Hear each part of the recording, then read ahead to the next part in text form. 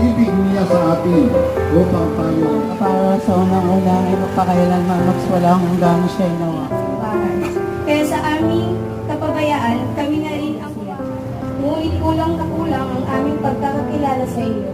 Pinamalas niya sa atin na mahirap ang daan tungo sa kaligtasan. Ang manawang ang iyong nagtasin.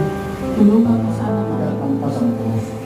Ang kirot ng mga hampas na kanyang sinabi mo, dali kayo ang mga napapagod at kabibigan. Itulog mo o ang inang na siyang ilong ng tanang bukas at baka ina na maging tapat sa kanyang mga Panginoon, marinihan ko ang grasya.